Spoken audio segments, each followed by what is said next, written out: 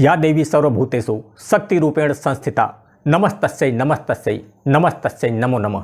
देवी आराधना सांसारिक जीवन की नितांत आवश्यकता है तथा देवी भक्ति और शक्ति का प्रतीक माना जाता है जो मानव कल्याण के लिए अन्य संसाधनों से सर्वोपरि है।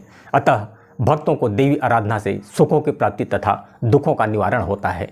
ऐसे ही माता परमेश्वरी जो देवांगन समाज की इष्ट देवी है, जिसकी पूजा आराधना रतनपुर के नज़दीकी ग्राम रानी गांव में बड़े ही भक्ति भाव से की जा रही है। आइए देखते हैं एक खास रिपोर्ट।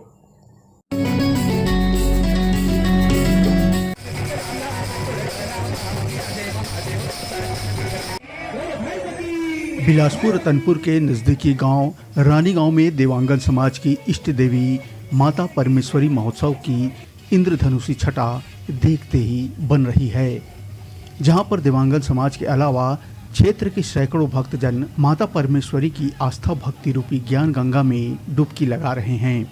और इस महोत्सव के दौरान ऐसा जान पड़ रहा है मानो यह एक गांव न होकर तीर्थ स्थल में तब्दील हो गया है और माता परमेश्वरी की जयकारों से पूरा क्षेत्र गुंजायमान हो रहा है। इस भक्ति गंगा में डुबकी लगाने के खातिर सैकड़ों की तादाद में देवांगन समाज के महिलाओं व पुरुषों के अलावा विभिन्न जाति समुदाय के भक्तजनों की गहरी आस्था जुड़ी हुई है, जो यहाँ प्रतिदिन इकट्ठे होकर माता परमेश्वरी की दर्शन के साथ उनकी महिमा की कथा का श्रवण कर कृतार्थ हो रहे हैं। बता दें कि रानी गांव के परमेश्वरी भवन में सप्ताह भर तक चलने वाली इस परमेश्वरी महोत्सव के दौरान माता परमेश्वरी की पूरे विधि विधान के साथ पूजा अर्चना की जा रही है और इसके अलावा अनेक धार्मिक अनुष्ठान भी संपन्न किए जा रहे हैं, जिसमें खरौरा से पहुंचे प्रसिद्ध कथावाचक संतोष राव जी के मुखारबिंद से भक्ति की गंगा प्रवाहित हो रही है, जिसमें प्रतिदिन बड़े ही मनमोहक अंदाज से माता परमेश्वरी की महिमा का बखान किया जा रहा है। इस अमृतमय ज्ञान गंगा में डुबकी लगाने के खातिर प्रतिदिन सैकड़ों की तादाद में भक्तगण यहाँ इकट्ठे होकर भक्ति में झूमते नजर आ रहे हैं। माता परमेश्वरी की आरती में महिला, पुरुष व बच्चे मांदर की थाप में भक्ति भाव से विभोर होकर झूमने के लिए अपने आप को रोक नहीं पा रहे हैं और अपना सुध बुध खोकर माता परमेश्वरी की भक्ति में लीन होकर मस्ती में झूम रहे हैं।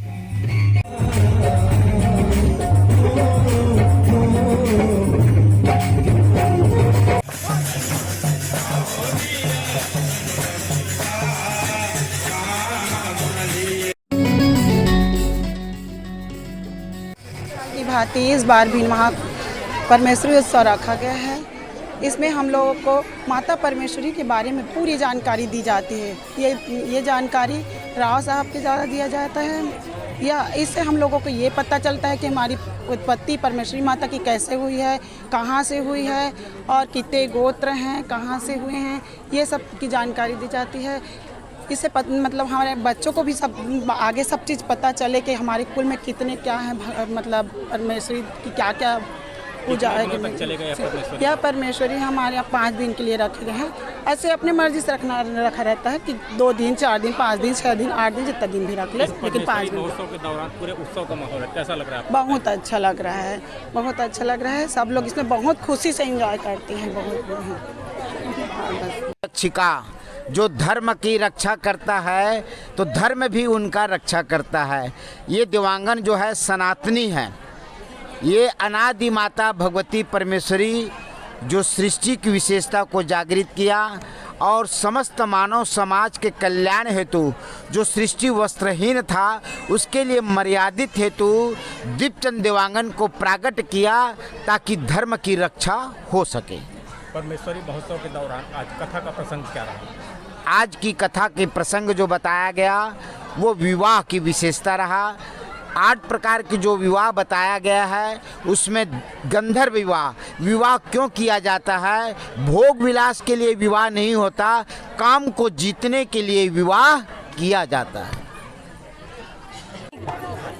ग्राम रानी गांव में परमेश्वरी महोत्सव का आयोजन रखा गया है, जिसमें ग्राम के समस्त युवा वर्ग, बड़े बुजुर्ग, बच्चे लोग बढ़ चढ़कर भाग ले रहे हैं।